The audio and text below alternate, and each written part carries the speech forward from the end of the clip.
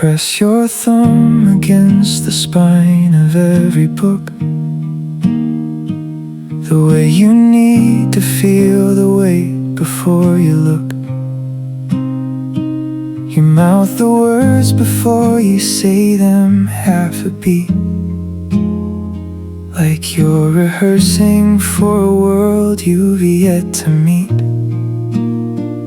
I've watched the way you stir your cup but never drink. You get so lost in something only you can think. The window always pulls your gaze at 3:30. I wonder what it is out there you always see. These are the things that no one stops to notice, the quiet grammar of a person being real. But I've been reading every line so closely, learning every word you didn't mean to feel. The smallest details paint the truest picture, the ones you'd never think to show a soul.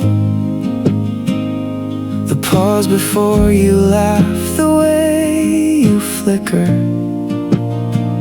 between the you that's seen and one you hold. The smallest details, that's where you are living, in every small unconscious thing you do. And I've been quietly, carefully collecting all the smallest details about you. The way you pull your sleeves down when you're nervous, the tiny war between your heart and what you say. You fold your worry into something purposeless, a paper corner, then you smooth it back away. The playlist that you put on when it's raining, the one you never play for anyone else. The books you love but never finish reading, 'cause the ending means you leave somewhere yourself. These are the things that no one stops to notice, the quiet grammar of a person being real. But I've been reading every line so closely, learning every word you didn't mean to feel. The smallest details paint the truest picture, the ones you'd never think to show a soul. The pause before you laugh, the way you flicker between the you that's seen and one you hold. The smallest details, that's where you are living, in every small unconscious thing you do. And I've been quietly, carefully collecting all the smallest details about you. Maybe I'm wrong to keep a map of someone who doesn't know I've memorized the road, but the smallest things feel like the only language I have the nerve to learn but not to speak aloud. The smallest details paint the truest picture, the ones you'd never think to show a soul. The pause before you laugh, the way you flicker between the you that's seen and one you hold. The smallest details, they become my shelter, the quiet world I built from watching you. And I've been carefully, tenderly collecting all the smallest details, all the smallest details.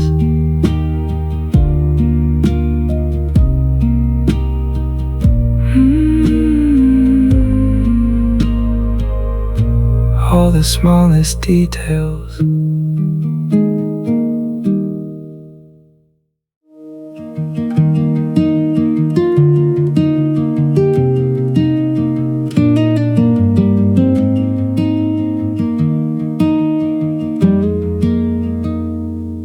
It was a Tuesday, nothing special in the air. The coffee was too hot and I didn't really care. I had a book I'd read 3 times and still couldn't recall. Just noise between the silence and the silence after all. I was somewhere in the middle of a thought I'd lost when the door swung open and I counted up the cost of every unremarkable and forgettable day, just before the world rearranged itself your way. And then something shifted in the light, like a sentence breaking mid, like a held breath before the night. A sudden shift, the axis of the room.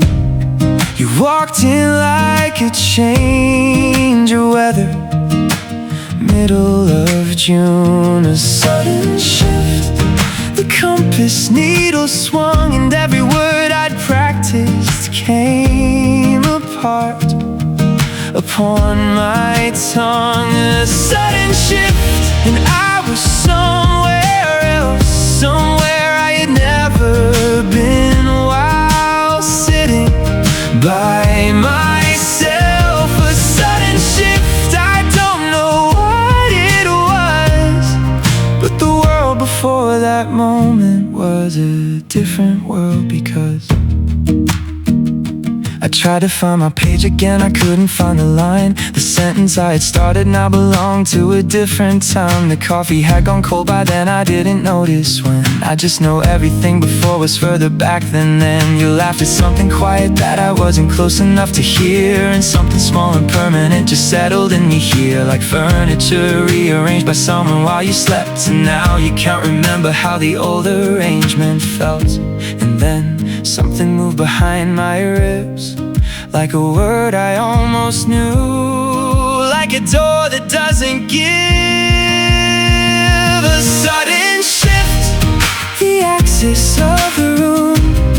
You walked in like a change of weather, middle of June. A sudden shift, the compass needle swung and every word I'd practiced came apart upon my tongue. A sudden shift, and I was somewhere else, somewhere I'd never been, while sitting by myself. A sudden shift, I don't know what it was, but the world before that moment was a different world because of you.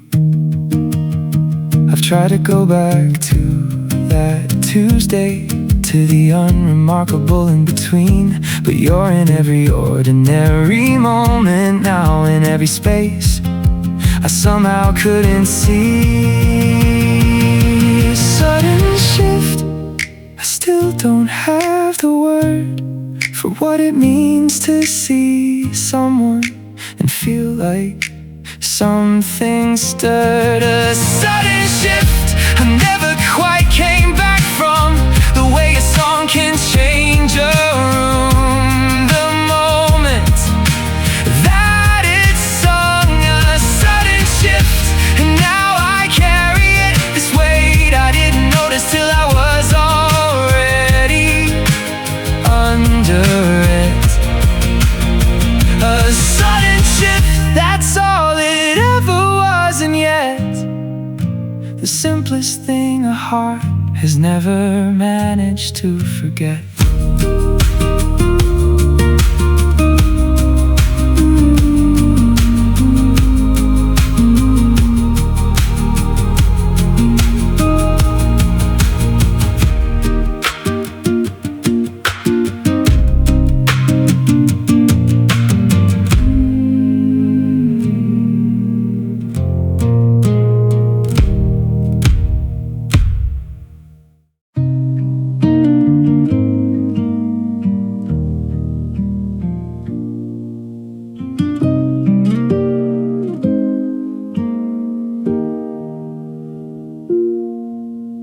floor, east wing, past the periodicals, where the afternoon light comes through the tall cathedral glass. You cleaned the corner table by the window long ago, before I ever learned which days you came and when you'd go. Your jacket on the chair back, your bag against the leg, the same dog-eared edition of a book I've never read. A pen behind your ear that you reach for and forget, then reach for it again. I haven't missed it yet. This is where you're most yourself, somewhere between the world outside and somewhere else. No audience, no mirror, no awareness of the room, just you and all the quiet in the afternoon. Corner table at the library, where the dust and the light fall perfectly on everything.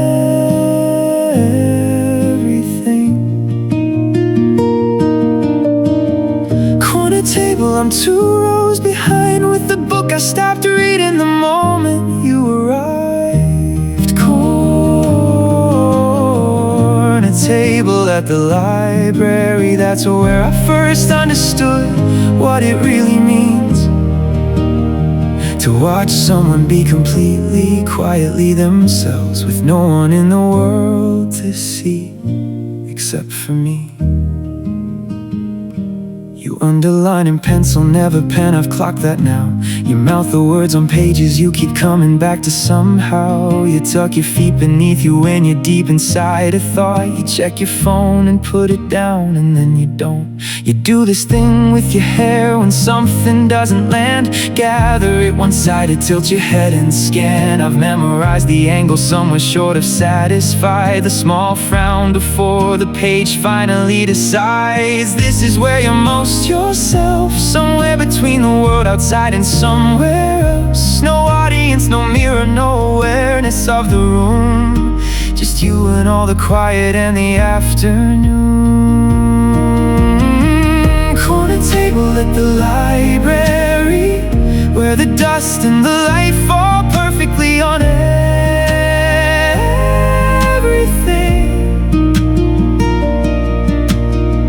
Corner table, I'm 2 rows behind with the book I stopped reading the moment you arrived. Corner table at the library, that's where I first understood what it really means to watch someone be completely, quietly themselves, with no one in the world to see except for me. Once you looked up, right toward the row where I was sitting. I looked down at words I wasn't reading, and by the time I looked back up, you were already somewhere inside the book again. And I was somewhere I couldn't find my way back from.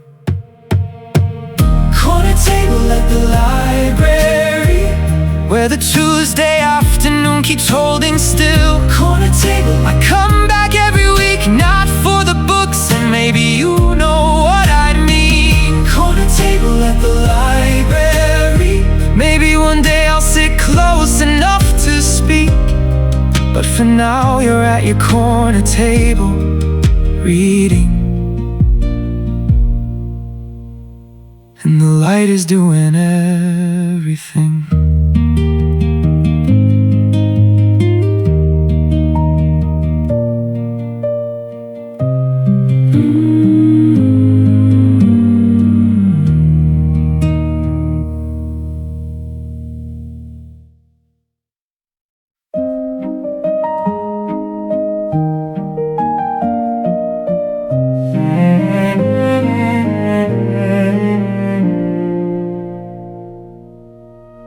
Gray days suit you in a way I can't explain. The way you move through overcast like you were made for rain. A charcoal coat, a silver scarf, your hands around a cup. The muted world makes you the only color showing up.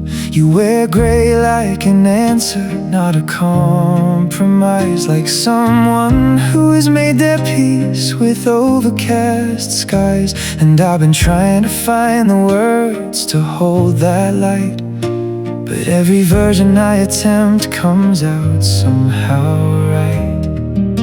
I keep returning to the image, the one I can't quite capture, can't quite frame. You in the gray light, you in the gold light, different lighting, but you're always still the same.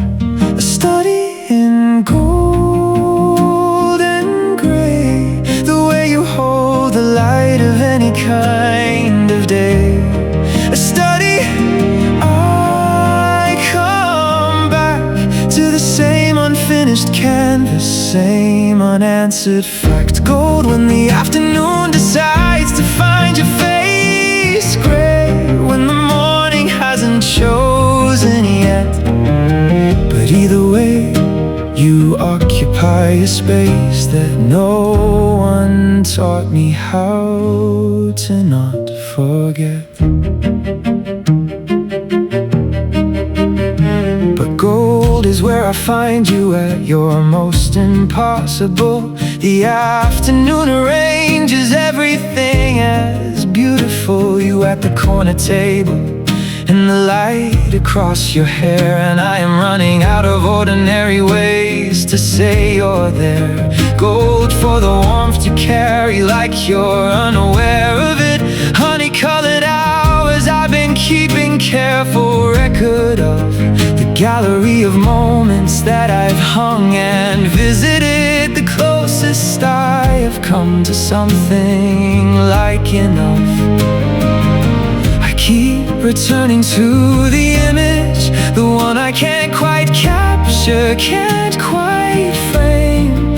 You in the gray light, you in the gold light, different lighting, but you're always still the same. A study in gold and gray, the way you hold the light of any kind of day.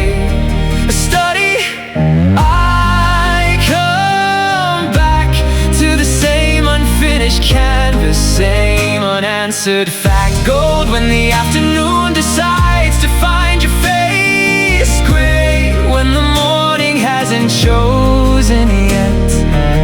But either way, you occupy a space that no one taught me how to not forget. I don't think it's the light, I've started to suspect. The gold and gray don't come from how the weather falls.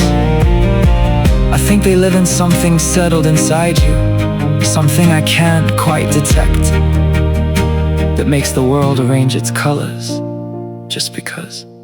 Study in gold and gray, the way you hold the light of any kind of day. A study, I come back to the same unfinished canvas, same unanswered fact. Gold for the warmth you carry without knowing that you do. Gray for the quiet depth I haven't reached. Every shade between was always just a version of you. A study I may never quite complete.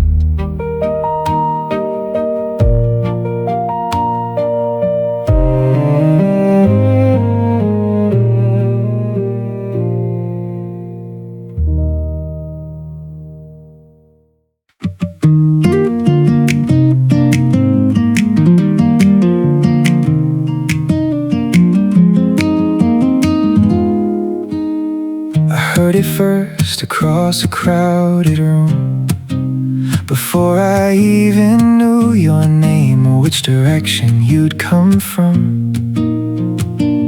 Something bright and unannounced that cut right through the noise, like a key change in a song I hadn't found. 3 seconds, maybe 4. Then you composed yourself, and everything went back to how it was on every other shelf. But I had pressed it like a flower in a book, and kept returning to the page where I had looked. I know the shape of it by heart now, the breath before, the way it breaks apart, the half note at the end that falls into a sigh, that particular frequency that doesn't really leave. The sound of your laughter from across the room, the way it rises, then it catches, then it blooms. 3 seconds, maybe 4, then the room reclaims the air. But I've pressed it like a flower and I keep it somewhere. I've never been the one who made you laugh like that, too far across the room to know the register exact. But the sound of your laughter from across the room is the sound I keep returning to.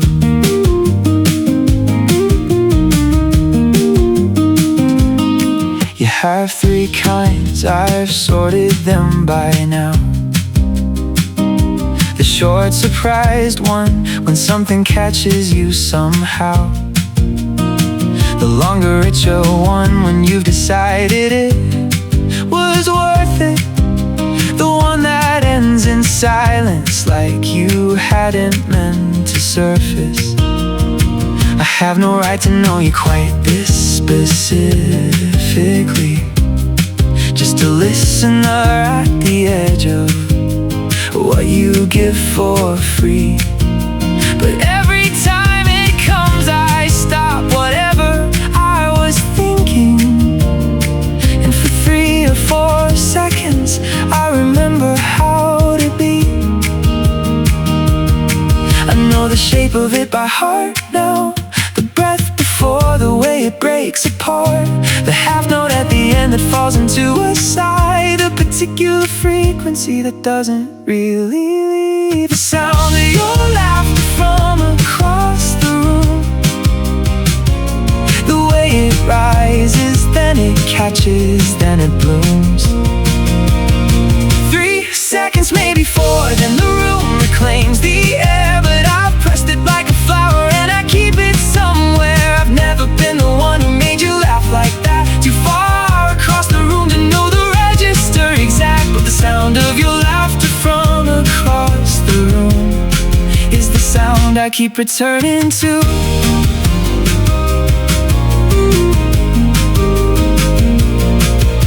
The hardest part isn't the wanting, the hardest part is after, when it stills,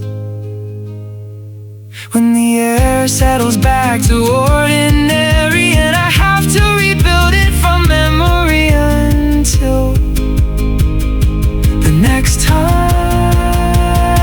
The sound of your laughter from across the room, I've played it back so many times, I've worn a groove. 3 seconds, maybe 4, and then you're back to you, and I'm back to being someone that you never knew.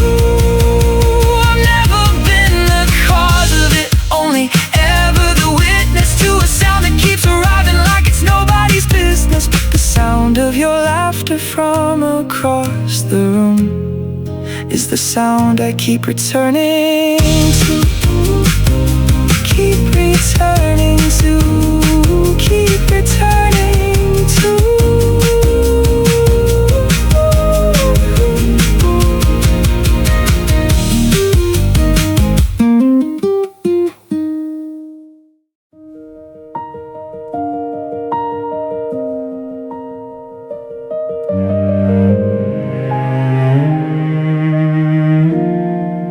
There's one near the entrance, Tuesday afternoon, the corner table light falling, you somewhere inside a book.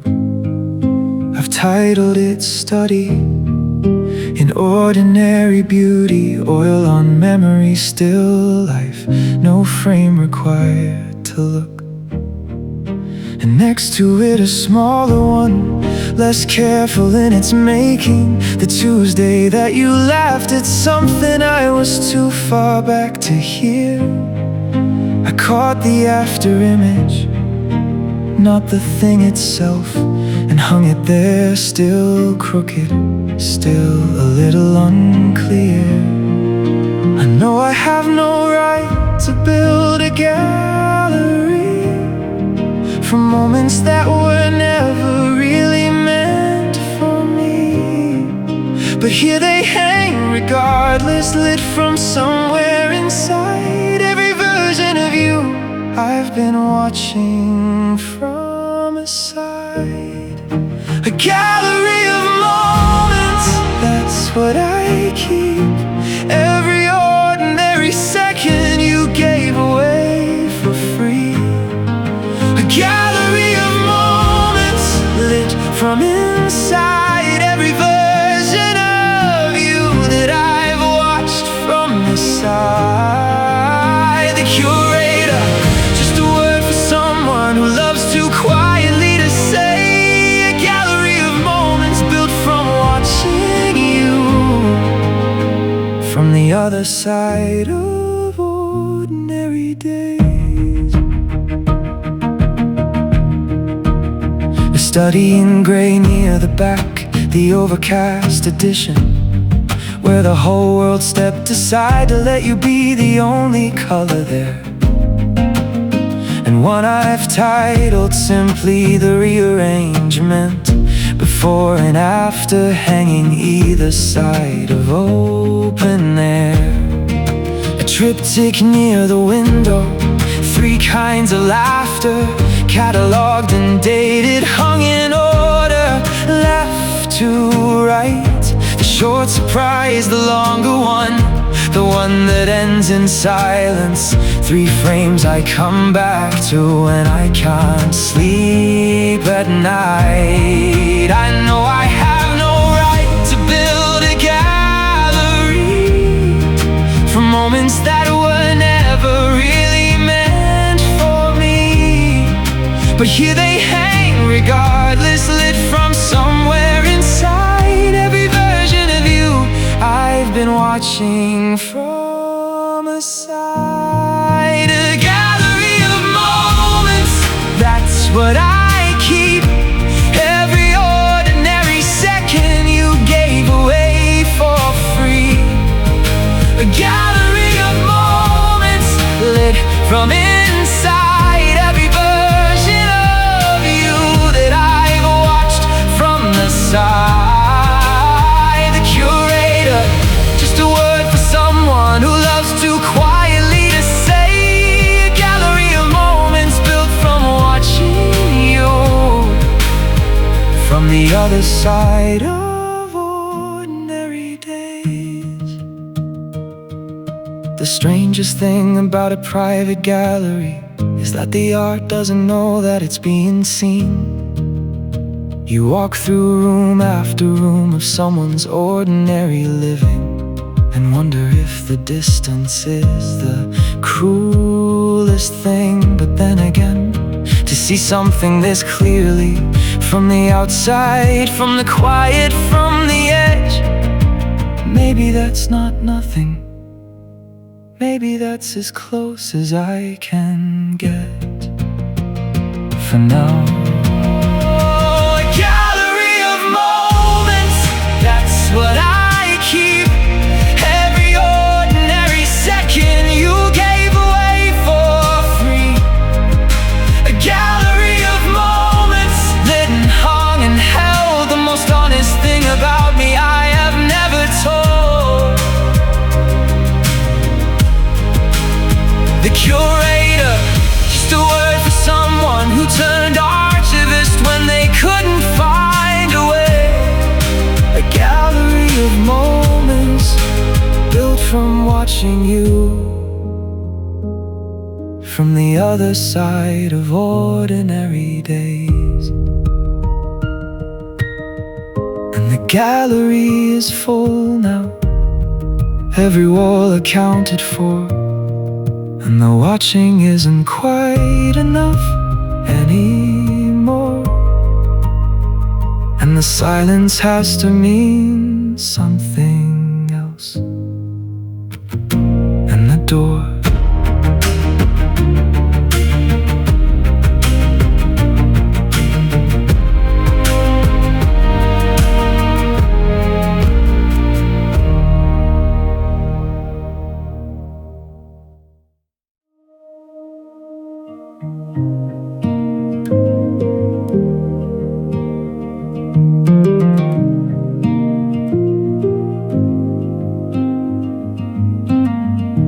told you everything you know, in the version of this where I'm brave enough to go. I've said the thing about the Tuesday and the room, the pen behind your ear, the corner table you. You laugh, the longer one, the richer one I've classified as real, and said you'd notice too, you just weren't sure I'd feel. And then the coffee shop got loud and I looked down, and you were at your table and I was on my own. Between the words we haven't said, there's a whole conversation living in my head. Between the silence and the thing I almost start is an entire relationship running mostly in the dark. Between the words, that's where I live, in the space between the asking and the give. Between the words, we've said it all, had every conversation in the hall. Between hello and nothing, that's where we exist. In the between, the almost kiss. Between the words, I know exactly who you are, and you know me too. Between the words, I've rehearsed the opener 100 different ways, the casual, the curious, the ones I'd never say. Once I got as far as actually standing up before, some reasonable part of me sat back down on the floor. In the version where I'm braver than I am, you asked me what I was reading, I said something, and we stayed until the library politely closed its door. And I walked home differently than I had walked before. Between the words we haven't said, there's a whole conversation living in my head. Between the silence and the thing I almost started is an entire relationship, mostly lived inside my heart. Between the words, that's where I live, in the space between the asking and the give. Between the words, we've said it all, had every conversation in the hall. Between hello and nothing, that's where we exist. In the between, the almost kiss. Between the words, I know exactly who you are, and you know me too. Between the words. The problem with the conversations in my head is that you're very good at them. You say exactly what I need to hear. You ask the questions no one else has ever asked. You stay. And maybe that's the cruelest kind of fiction.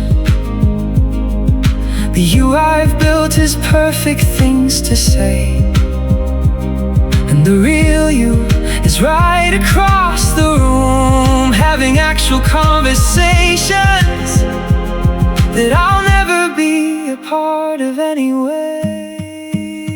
Between the words,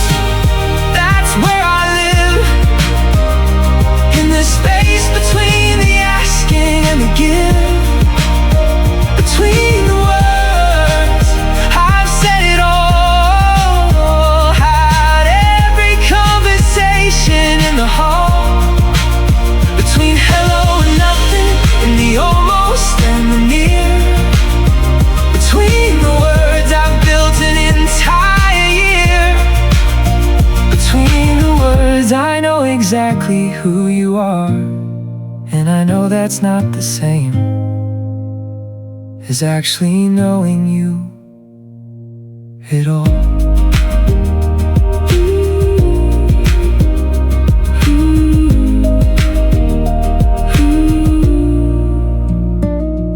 At all.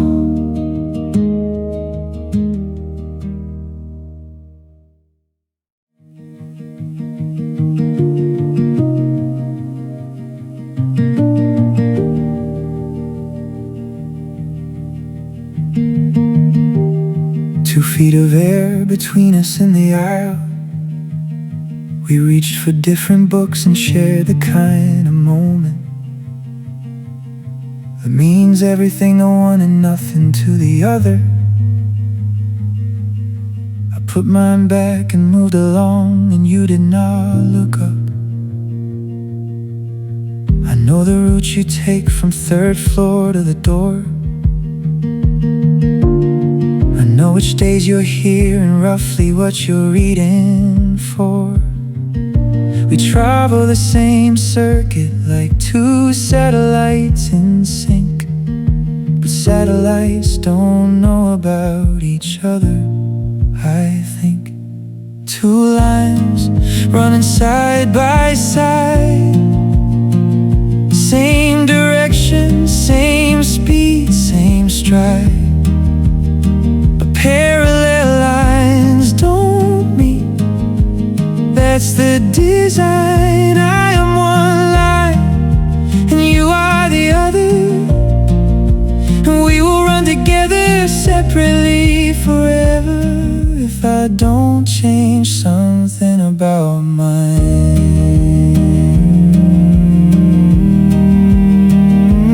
Parallel lines, that's what we are. Close enough to touch and still unimaginably far.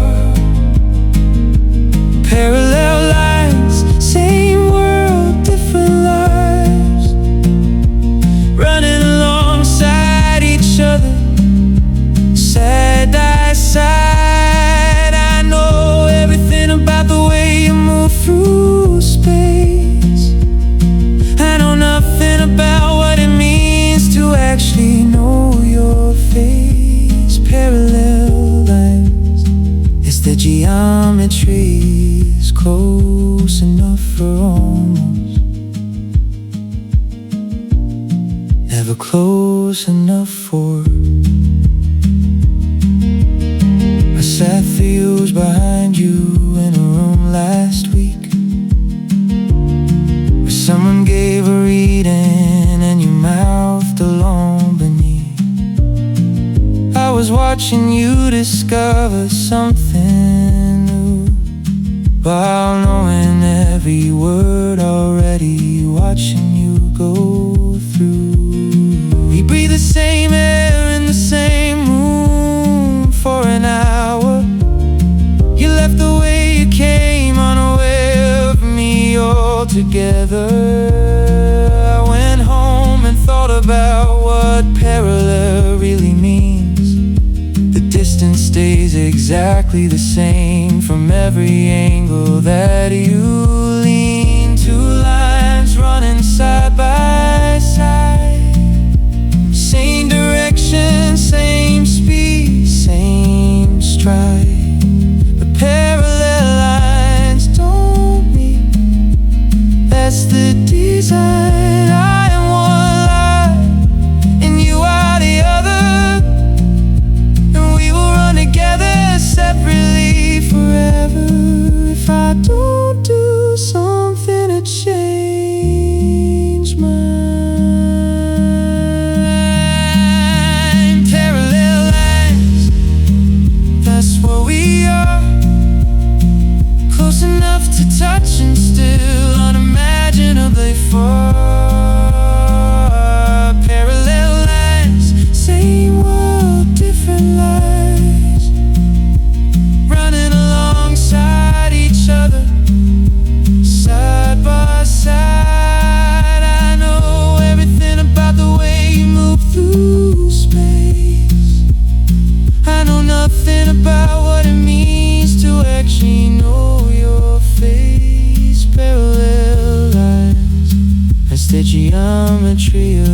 is close enough for almost,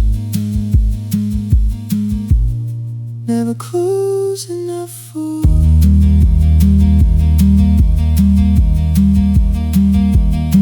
In Unrequited geometry, parallel lines can meet,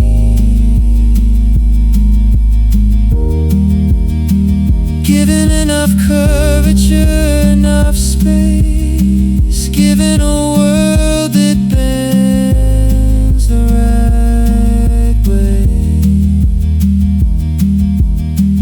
Maybe what I need is a different kind of universe, one that curves enough. The two lines running alongside each other long enough, eventually finally turn.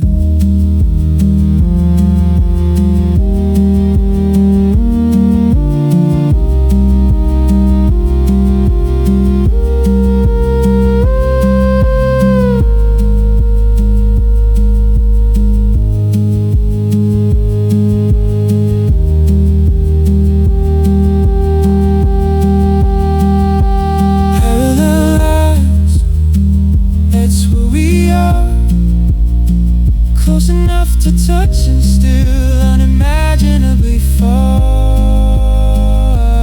Parallel lines, same world, different lives, running alongside each other, so they're nice. I know the shape of how you move, the orbit that you keep.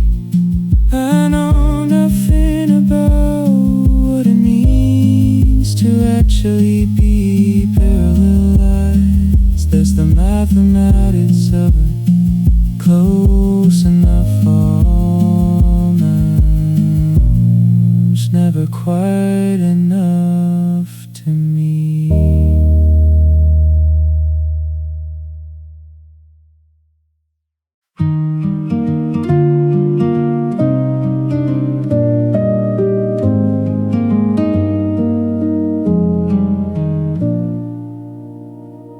I've chosen the restaurant, the corner booth, the kind of lightning that is easy on everything, including truth. I've chosen what I'd order and rehearsed what you might say when the waiter mispronounces something in a charming way. I've written what I'd tell you when the conversation lands on music and you'd lean in, and I'd understand that this is what it feels like when a room agrees to let two people finally find each other. Finally, I've got the whole thing mapped out to the hour. I know the part where everything goes quiet, where you say something honest and I do the same, and neither of us is quite the person that we came as. The blueprint of us, I drew it on my own. Every corridor and window, every room we'd call our own. The blueprint of us, I know every wall, the way the light comes in October, which door sticks in the hall. I built it out of Tuesday afternoons and library light, and three kinds of laughter and a study in gold and gray. The blueprint of us, so careful, so complete, designed by only one of us, and built on something neither of us has ever said. I know the bookshelf you'd inevitably build along the wall, alphabetized, reorganized by something else, then not at all. I know the way we'd argue about something beautifully small, and how I'd lose on purpose just to hear you feel like you were right. I know your birthday in a future I invented in a night. I know the song I'd play you in the version where we're alright. I furnished the whole life, the difficult and good, in the blueprint of a thing I've somehow understood. I've got the whole thing mapped out to the hour. I know the part where everything goes quiet, where you say something honest and I do the same. And neither of us is quite the person that we came as. The blueprint of us, I drew it on my own.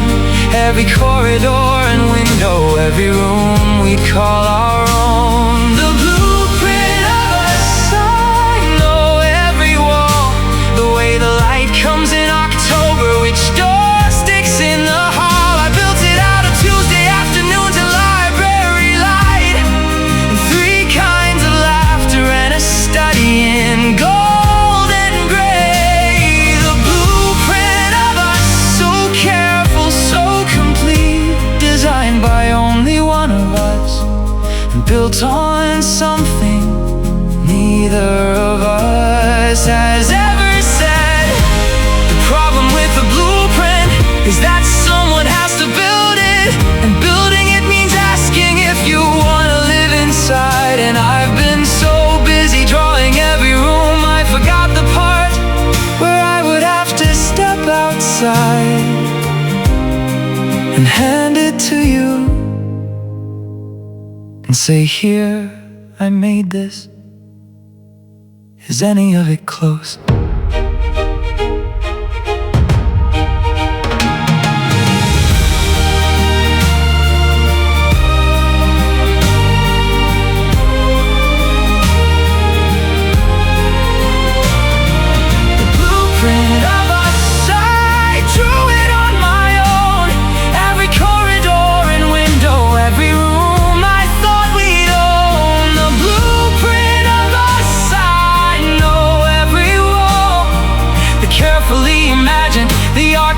Of nothing at all, I built it out of everything I noticed when you weren't looking my way.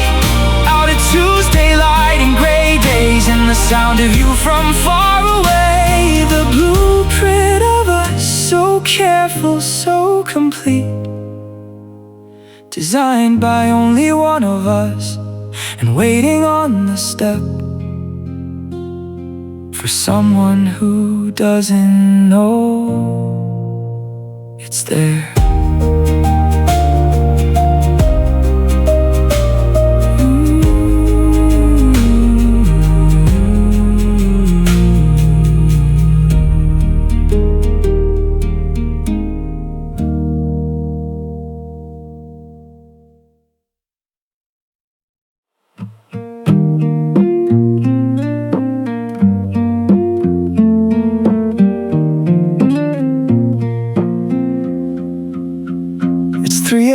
And I'm reviewing the evidence, the 2 feet of air, the aisle, the almost touched. Whether you looked up when you could have looked up and chose not to, or simply didn't, which is worse. I'm replaying the moment you reached for the same shelf, the half a second where we occupy the same small square of world. I've run it at full speed, and then frame by frame I still can't tell what your expression meant.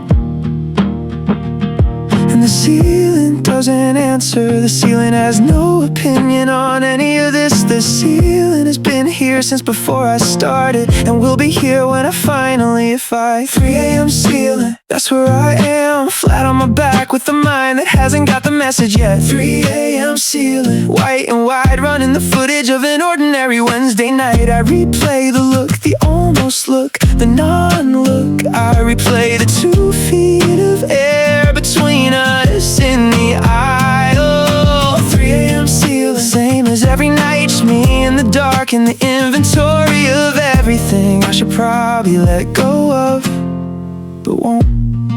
It's 3 3:14 and I'm back on the laugh. Specifically the short one, surprised, involuntary real. Was it real? Of course it was, but was it? No, stop, I'm starting the whole thing from the top again. The bookshelf argument I pre-invented in the blueprint. Did I get that right? Was she actually the version of you inside my head just shrugged? Which for the record isn't helpful, and you should know that. And the ceiling doesn't answer. The ceiling has no opinion on any of this. The ceiling has been here since before I started, and will be here when 3 a.m. ceiling, that's where I am, flat on my back with a mind that hasn't got the message yet. 3 a.m. ceiling, white and wide, running the footage of an ordinary Wednesday night. I replay the look, the almost look, the knowing look. I replay the 2 feet of air between us in the aisle. 3 a.m. ceiling, same as every night, just me in the dark, in the inventory of everything I should probably let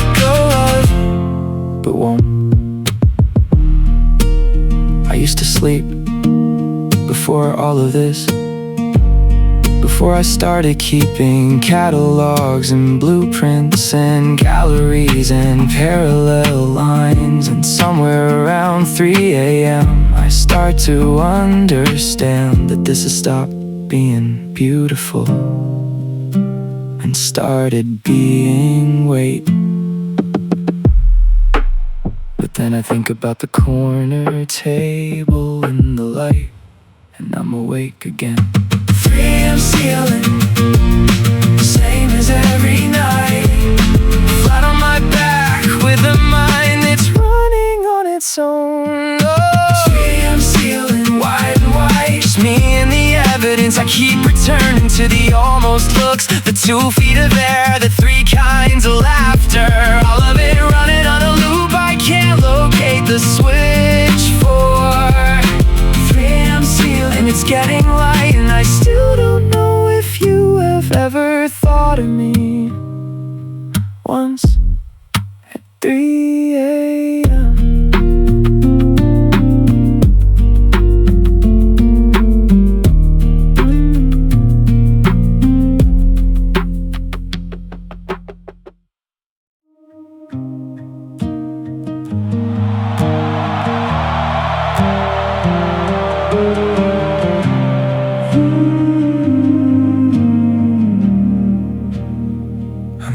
Through the whole room and no one turned, not even a ripple in the conversation that I passed through. I touched the same door handle, breathed the same warm air, and walked back out again like I was never there. And you were at the center of it all, the way you always are. The kind of person that a room arranges itself around like a star. And I am the atmosphere, present, invisible, circumferential, the ghost that lives 3 tables back, habitual. I wonder if you notice if I disappeared, if any outline of me ever registered from where you are. A face you'd almost recognize, a name you never learned. The ghost at the edge of every room you've ever entered. Ghost in the crowd, that's what I am, moving through the spaces that you light without a plan. Ghost in the crowd, passing through the frame. Everyone around you knows your name, and I know everything about you, how you fold a page, the golden gray of you, the laughter, all 3 kinds. But I'm a ghost in the crowd, and you're the center of mine.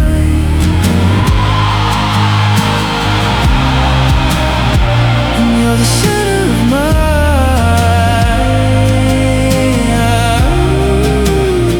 I tried to count the people in that room who saw me, really saw me. Held my eye a beat beyond the casual drift, and I reached Zero long before I reach the door, which might be what it means to be a ghost anymore. But you stalked the room just by arriving in it. 3 separate conversations turned your way the moment you walked in. And I was standing close enough to catch the edge of that, but always gonna be the ghost of it. Not the reason. I wonder if you notice if I disappeared, if any outline of me ever registered from where you are. A face you'd almost recognize, a name you never learned. The ghost at the edge of every room you've ever entered.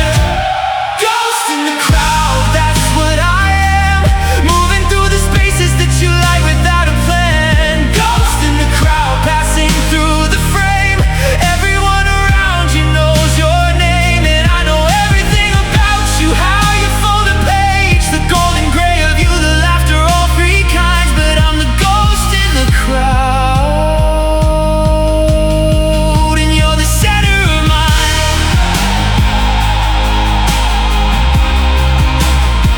And you're the center of mine.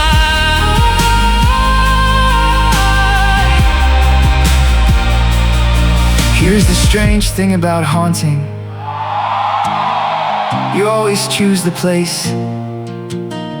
The ghost always chooses. And I keep choosing every room that you walk into, which means something, I think.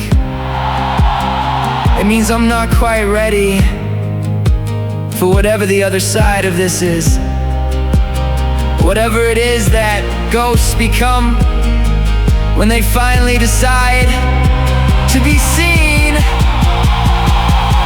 or to leave. Ghost in the crowd, that's what I am. Moving through the places that you fill without a plan. Ghost in the crowd, transparent in the frame, knowing everything about you, still unknown. I know the blueprint and the gallery, the ceiling at 3 a.m. I know the corner table and the light and all 3 kinds. But I'm just the ghost in the crowd, and you're the center of mine. And the ghost in the crowd doesn't get to say what it means to have a center at all.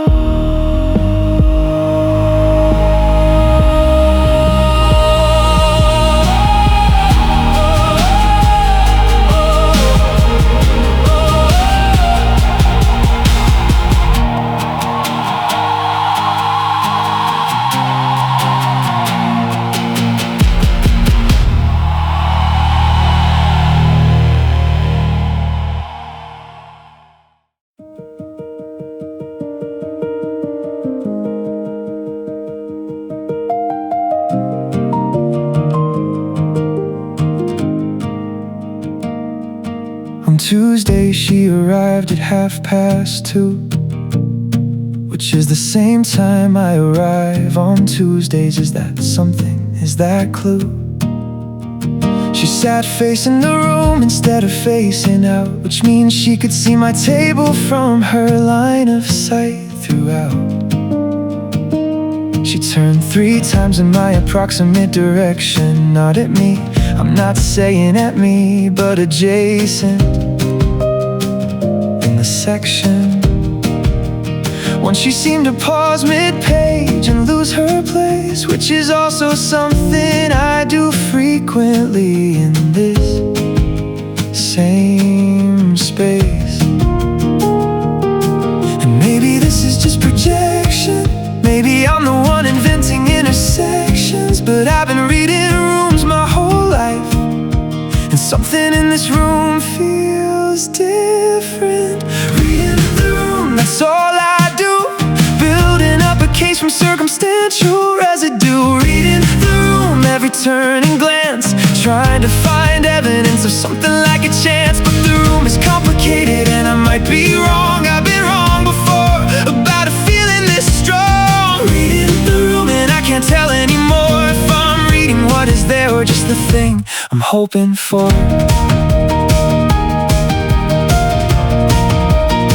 She recommended something to the person at the desk, a book I'd read, described it almost exactly as I would have said. That's coincidence or taste or just a common mind, but I wrote it down regardless, filed it with the rest. She walked past my table once on the way to the window, and she didn't look down, but she slowed almost imperceptibly. Or did she? Slowed. I've run it 17 times through the archive in my head, and I'm still undecided on the verdict, but I wrote it down. And maybe this is just projection, maybe I'm the one inventing intersections, but I've been reading rooms my whole life, and something in this room feels different. Reading the room, that's all I do, building up a case from circumstantial residue. Reading the room, every turn and glance, trying to find evidence of something like a chance. But the room is complicated and I might be wrong. I've been wrong before about a feeling this strong. Reading the room, and I can't tell anymore if I'm reading what is there or just the thing I'm hoping for.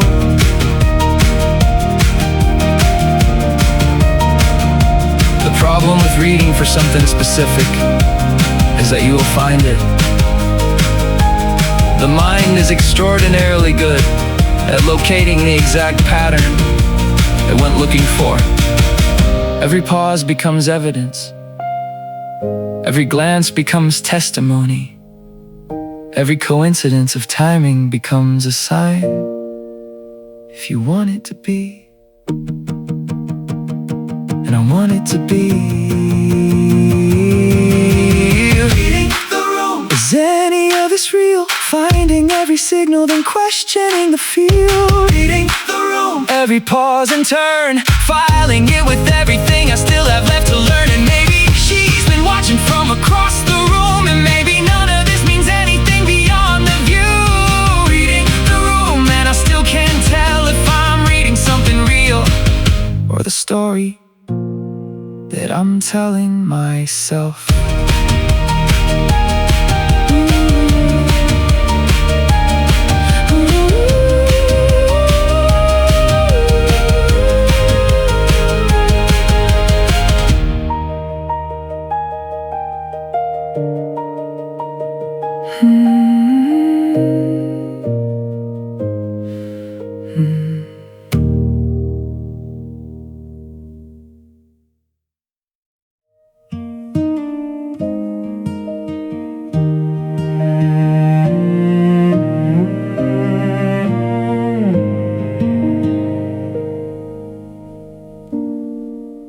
I write to you in margins and in notebooks after midnight, in the measured, careful hand I keep for things that matter.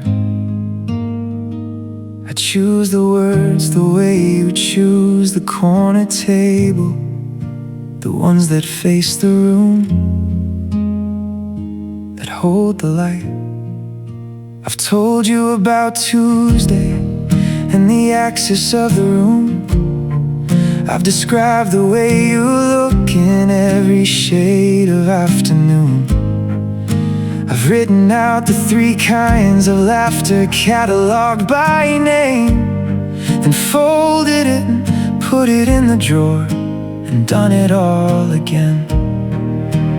These are the confessions that the courage couldn't carry, too true to say out loud to anyone, including you.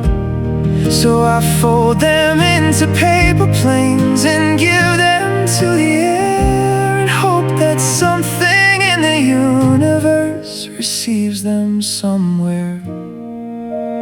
Paper plane confessions, made with careful hands, written in the dark and folded into something small enough to hold. Paper plane confessions, never meant to land, just to carry all the weight of everything I've never told. I throw them from the window of the version of myself that stays inside and watches and says, find. Paper plane confessions, they go where the wind goes. And maybe that's enough. Maybe that's the kind of letting someone know.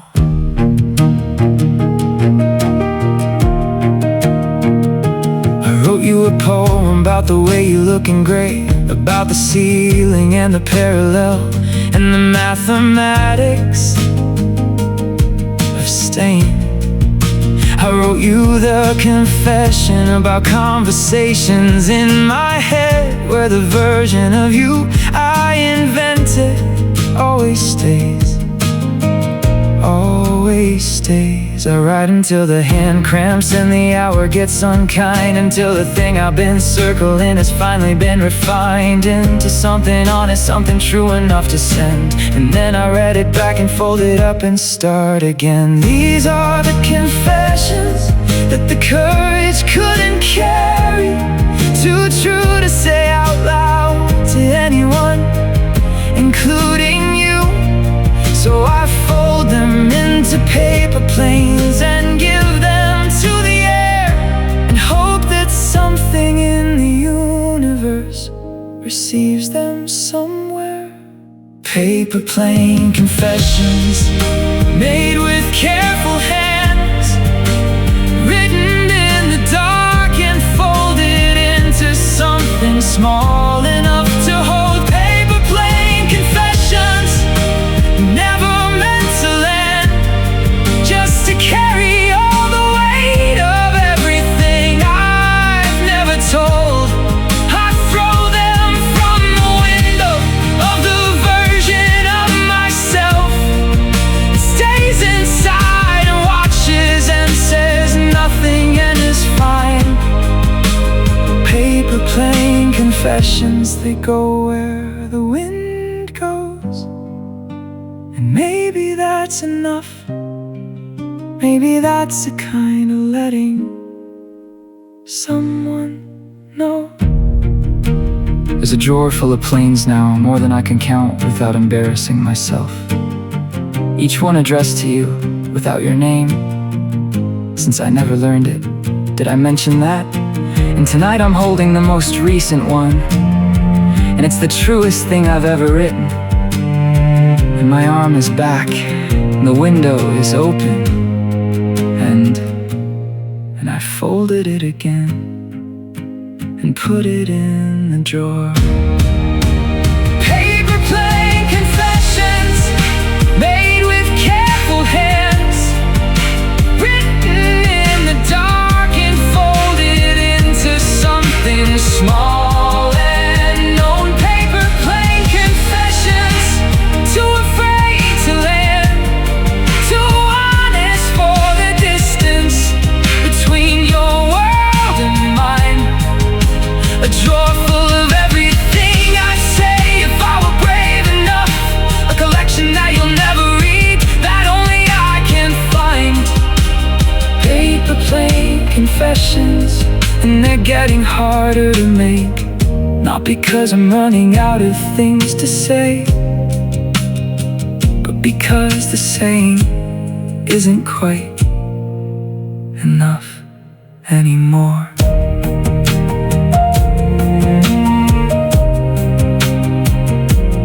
Anymore.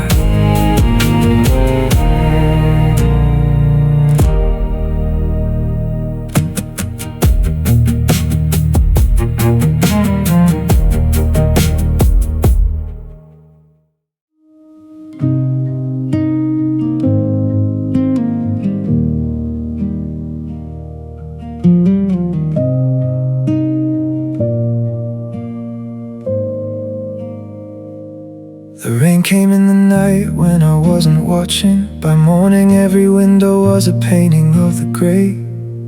I sat with my coffee going cold beside me, watching every drop decide which way to run away. I know the route you take from the library to wherever. I wonder if you're caught out in it somewhere on the street, whether you've got a coat or whether you're the kind of person who decides the rain was worth it just to feel it on your feet. There it is, the thing I can't account for, the way you've colonized the simplest parts of days. A rainstorm and I'm wondering where you are inside it, the way I'd wonder about someone who is actually mine to care about. Raindrops on the window pane, that's where I am, watching the gray morning from the inside, looking out. Raindrops on the window pane, tracing patterns down. The way I thought about you traces through me without doubt. I don't know where you are right now, I don't know if you're dry or soaked or somewhere in between. But raindrops on the window pane have never felt so specifically about someone I've never spoken to as they do right now about you.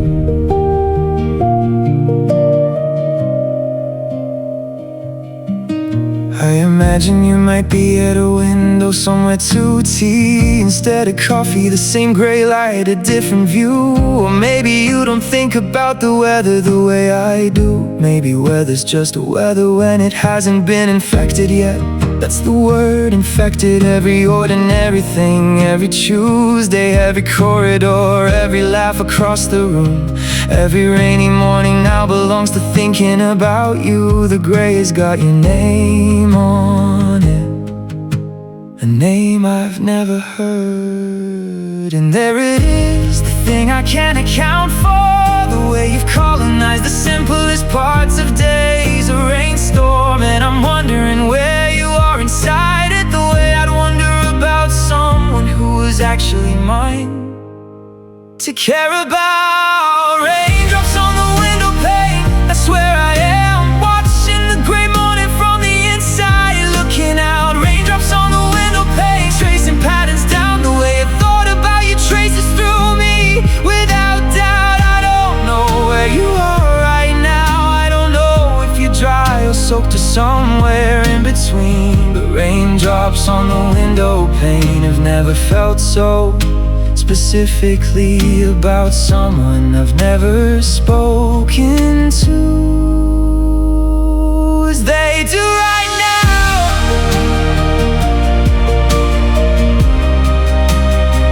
About you.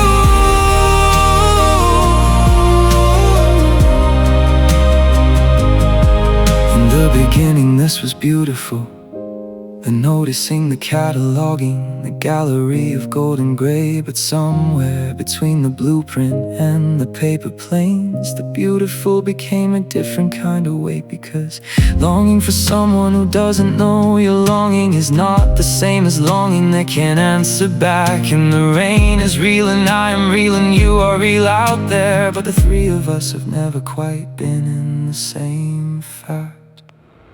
Raindrops on the window pane, that's where I've been, pressing my forehead to the cold and hoping for a sign. Raindrops on the window pane, they spell out nothing. They run in the direction gravity decides, not mine. And somewhere out there in the rain, you have no idea that someone wrote you into every ordinary scene. Raindrops on the window pane, and I think I'm starting to feel what it means to want someone this specifically, and have it mean nothing to the rain.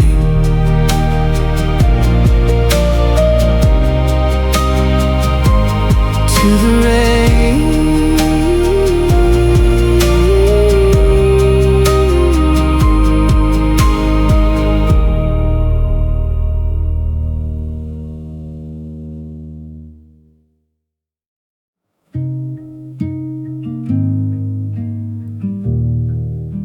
I know you take your coffee black on weekdays, milk on Sunday. I know the bus you catch when it's raining, the one you walk when clear. I know the nickname that you use for your sister on the phone. I know the word you mispronounce on purpose, like it's funny to you here. I know the playlist for the rain and the one reserved for sun. I know you tell the small one when you're deciding to trust someone. I've watched you use it on a stranger at the front desk, freely given. Never once on me, though I've been standing somewhere in the room. And none of this would hold up anywhere that matters, in a courtroom, on a form, in any place that asks you to confirm I am. On every page that counts, a perfect stranger, filed under unknown, in the one place I'd want to be known. Stranger by name, that's the technical truth. Two people who never once exchanged the simplest proof. Stranger by name, I could describe you to the grain, but I'd fail the only question a stranger gets asked first, your name. Stranger by name, and you don't know mine either. We're equally unknown in the one place that should be easy. Stranger by name, and the irony is breaking that I know you this completely, and we're still unintroduced. You don't know that I've heard you introduce yourself before to someone new, the exact words, the small joke you always make. You don't know I've replayed that introduction like a song, wondering what it would sound like if it was meant for me to take. You don't know my name still sits unused on your side of the world. You don't know that you're the architecture of every song I've made. You couldn't pick me from 100 faces in that building, while you're the only resident of every room inside my head. And none of this would hold up anywhere that matters, in a courtroom, on a form, in any place that asks you to confirm I am. On every page that counts, a perfect stranger, filed under unknown, in the one place that should be simplest. Stranger by name, that's the technical truth. Two people who never once exchanged the simplest proof. Stranger by name, I could describe you to the grain, but I'd fail the only question a stranger gets asked first, your name. Stranger by name, and you don't know mine either. We're equally unknown in the one place that should be easy. Stranger by name, and the irony is breaking that I know you this completely, and we're still unintroduced. There's a line on every form that asks for relationship to subject, and under it, in my case, there's nothing I could write. Not friend, not acquaintance, not anyone they'd notify. Just a stranger who happens to know the exact temperature of your laugh in every season. The name you'd give a stranger being the one thing I never got the chance to ask. Stranger by name, that's the verdict, signed and dated. Two strangers technically, no matter what I've made. Stranger by name, though I could recite your whole December, though I know you better than the people who'd say that they do. Stranger by name, and maybe that's the only question worth asking, whether all this knowing means anything at all without a name to hold it true.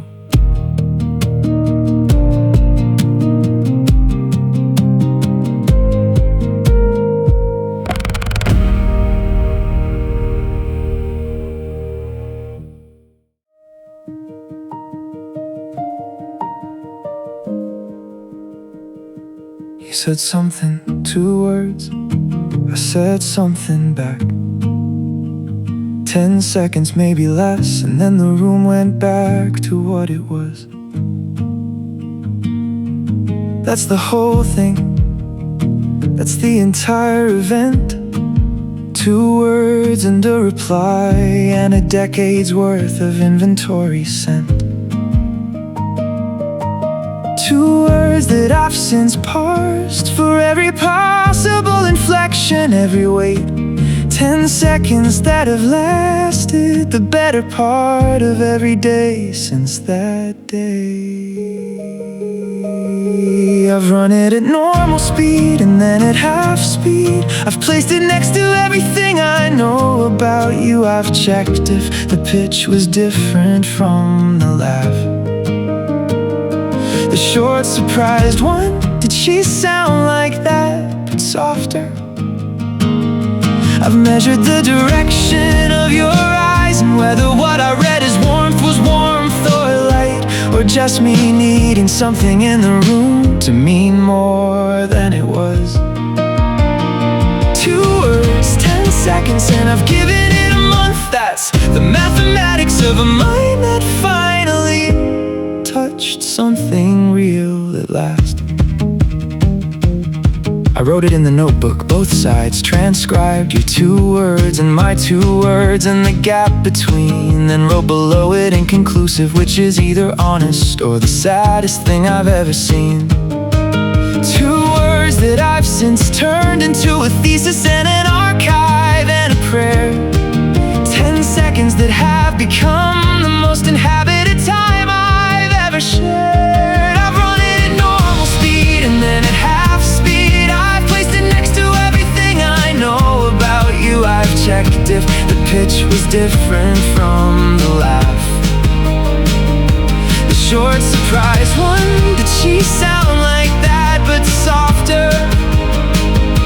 I've measured the direction of your eyes and whether what I read as warmth was warmth or light, or just me needing something in the room to mean more than it was. 2 words, 10 seconds, and I've given it a month. That's the mathematics of a mind that finally touched something real at last. What I wanted, if you're asking, was a 3rd word, a 4th, a 5th, a conversation that might last. What I wanted was to introduce myself and have the introduction actually mean something this time. What I got was 2 words and 10 seconds of your actual voice, your actual face, directed at me, just at me. Not across the room from the wrong side of a crowd. And that was, I have to be honest, that was enough to survive on for a very long time. And I don't know if that's beautiful or the most alarming thing I've said out loud yet. I've run it at normal speed and then at half speed. I've checked it against every conversation I rehearsed. 2 words against the blueprint and the gallery and the ceiling. 2 words against everything I've never said, which is the worst. Because 2 words from you should not outweigh every word I've written in the dark. But they do, they do, they absolutely do. 2 words, 10 seconds, and they broke open something that the rest of it had only barely held together.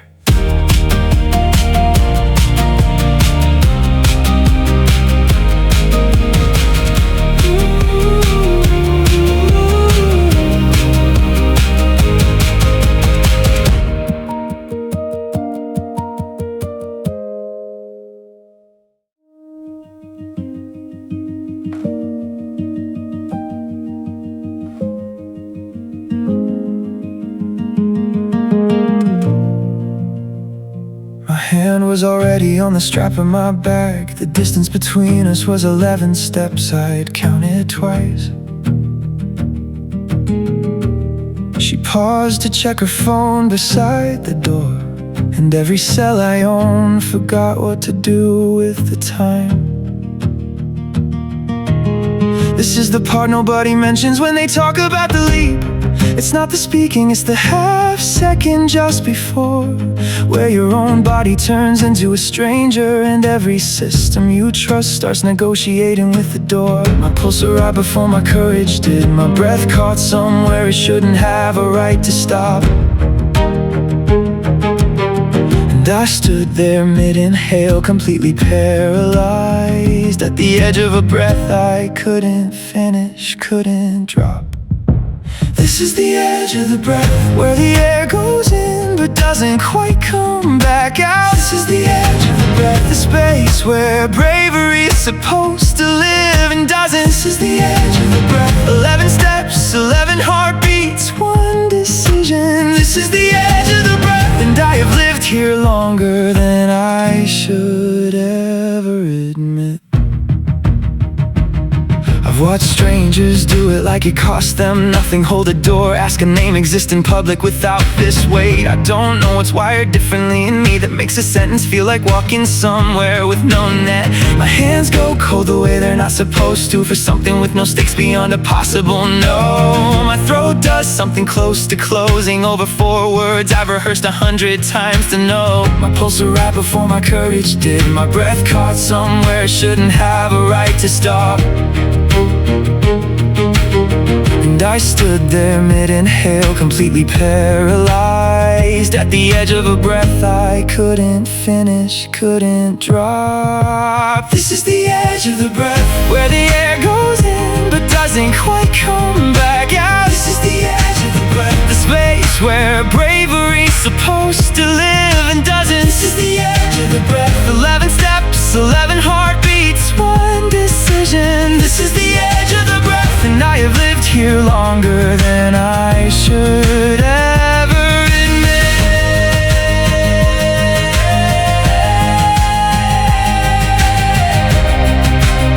She looked up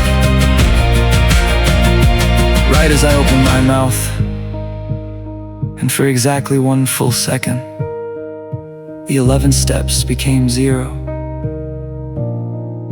And then her name was called from somewhere behind her, and she turned, and the moment did what moments do when you've waited too long to spend them. It left without me. This is the edge of the breath, where I've apparently decided to permanently reside. This is the edge of the breath, closer to the leap than I have ever been, and still the edge of the breath, 11 steps I didn't take, 10 seconds I let go. This is the edge of the breath, in the air I never let out. It's still somewhere in my chest.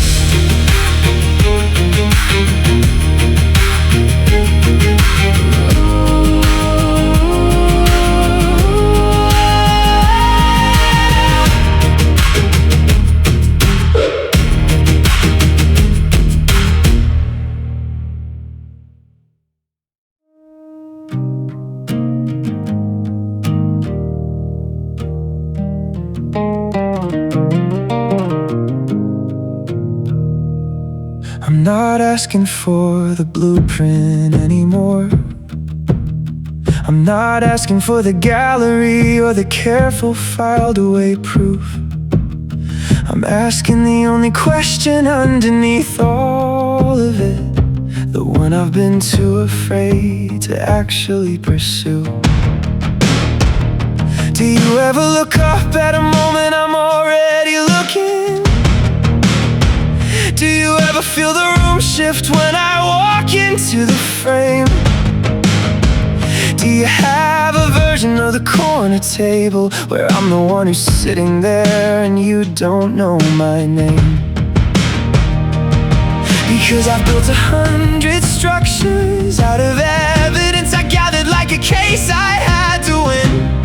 But I never once just asked you the only question that could let me actually begin. Do you see me too? Is there any chance at all that somewhere in your ordinary day I take up any space at all? Do you see me too? Or am I the only ghost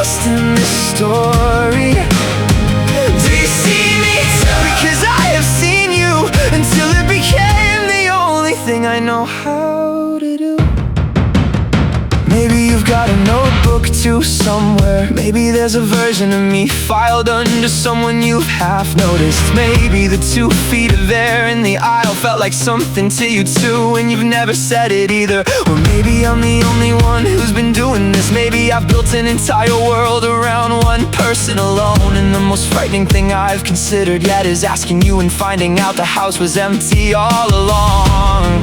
'Cause I've built 100 structures out of evidence I gathered like a case I had to win. But I never once just asked you the only question that could let me actually begin. Do you see me too? Is there any chance at all that somewhere in your ordinary day I take up any space at all? Do you see me too? Or am I the only ghost in this story? Do you see me too? Because I have seen you until it became the only thing I know how to do.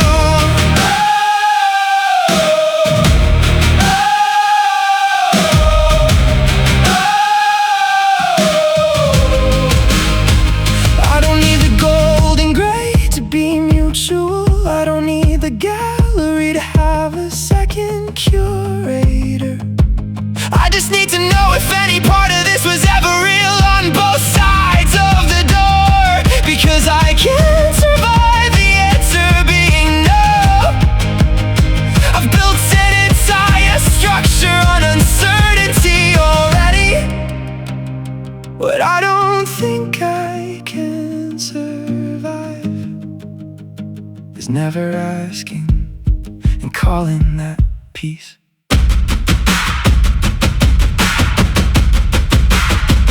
Do you see me too?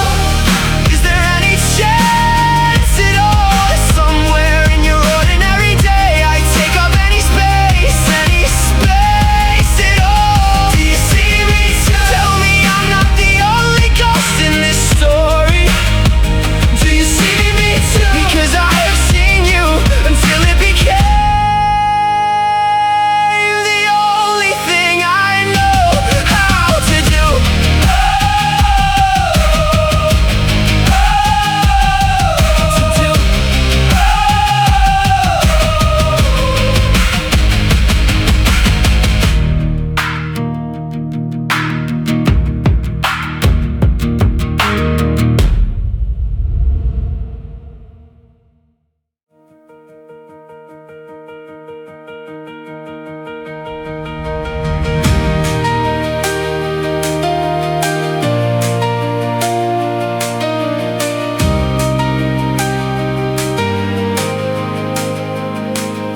I sat with the question for 3 days running, replayed the cutoff, the silence that held mid-beat. And somewhere around the 3rd gray morning, I understood that nothing here resolves itself by waiting longer for me. All these months of architecture, all these months of evidence, all these months of a story only one of us has read. And I am tired, not of you, never of you.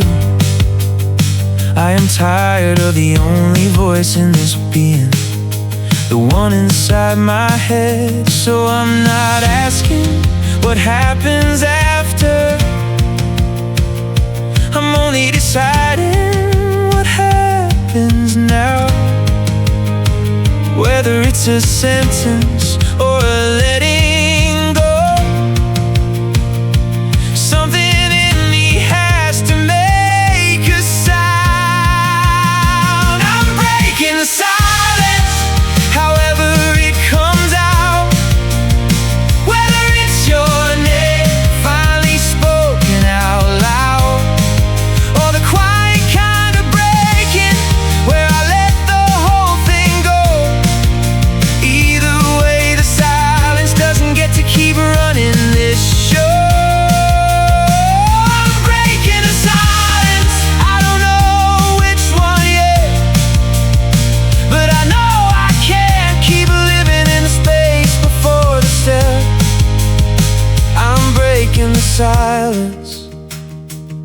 for the first time in 400 days. I stood up from the table, I've sat it for a year. 11 steps, I counted them so many times before. I covered them without counting this time, which might be the only difference that actually matters anymore.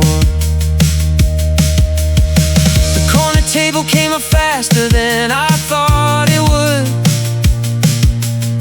The light was doing what it always does, golden, patient, unconcerned. And you looked up the way you do for anyone, except this time I didn't look away the way I've always turned. So I'm not asking what happens after, I'm only deciding what happens now. Whether it's a sentence or a letting go, something in me has to make a sound. I'm breaking the silence, however it comes out. Whether it's your name finally spoken out loud, or the quiet kind of breaking where I let the whole thing go. Either way, the silence doesn't get to keep running this show. I'm breaking the silence, I don't know which one yet, but I know I can't keep living in the space before the set. I'm breaking the silence for the first time in 400 days.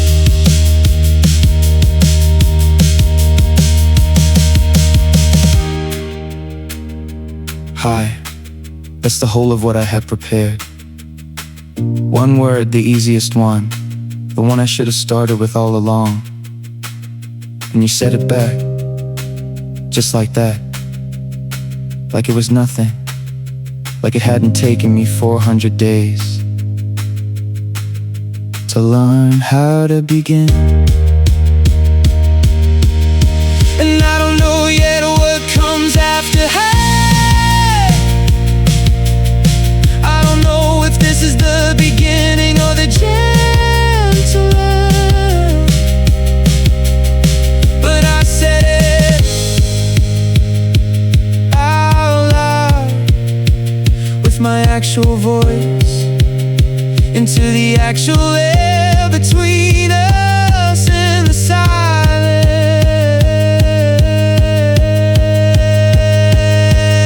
The silence finally broke. I broke the silence, however it turns out. That part isn't mine to write it alone anymore. I broke the silence, and whatever happens after is a different song for a different kind of dawn. I broke the silence after 400 days of building everything except the courage to just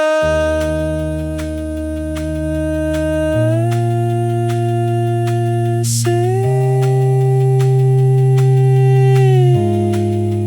hi.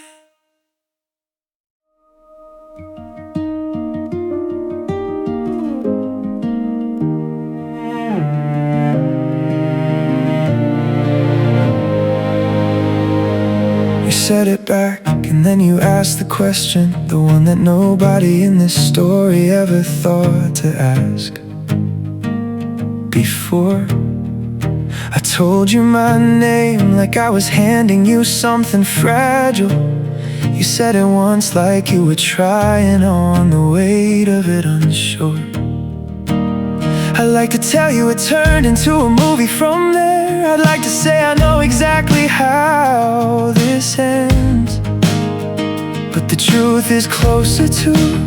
We talked for longer than 10 seconds, And for once in this whole story that was enough, and I stopped counting them. Maybe a symphony was never about the number of movements. Maybe it was only ever about the truth it carried while it played. And maybe I don't get to know the final movement yet. Maybe that's not a flaw in this. Maybe that's just how it's made. This is an unfinished symphony, not broken, just honest about where the certainty runs out. Some pieces never need their final movement written to be the most complete thing you have ever heard about. An unfinished symphony. Maybe we're together now. Maybe I had to learn to let you go. Maybe both of those are true in different rooms of one same house. Either way, the silence doesn't get to write the ending anymore. The gallery's still hanging, though I've changed a few of the titles. The blueprint got redrawn around whatever this turns out to be. The 3 a.m. ceiling knows a quieter kind of quiet now. Whether that's the quiet after or the quiet that finally set me free. I don't curate you in secret anymore. Whatever this is, it gets to happen out loud now. However small or far it goes, that's the difference in the end, not the ending I was chasing. Just that it's no longer only mine to carry on my own. Maybe the smallest details were always the whole entire story. Maybe the silence only ever needed one true thing finally said. And maybe 20 rooms of watching only existed to teach me how to walk into the one room I was afraid. This is an unfinished symphony, not broken, just honest about where the certainty runs out. Some pieces never need their final movement written to be the most complete thing you have ever heard about. An unfinished symphony. Maybe we're together now. Maybe I had to learn to let you go. Maybe both of those are true in different rooms of one same house. Either way, the silence doesn't get to write the ending anymore.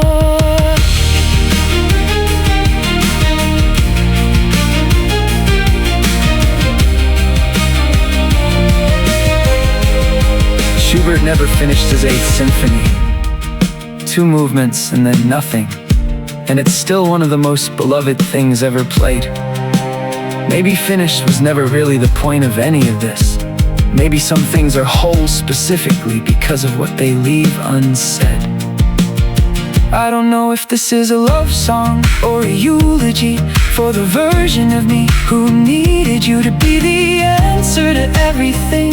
But either way, I sang it out loud with my actual voice. And that's the only ending I ever really needed to write myself. This is an unfinished symphony. 20 rooms, 20 songs, 20 kinds of watching finally put down. Becoming the one thing I was always too afraid to just go and live it on. Unfinished symphony. Maybe we're together now. Maybe I had to learn to let you go. Maybe the beauty never lived inside the ending. Maybe it was always in the choosing to play the next note. Even so, this is an unfinished symphony, and I don't need to know how it resolves to know I finally played mine.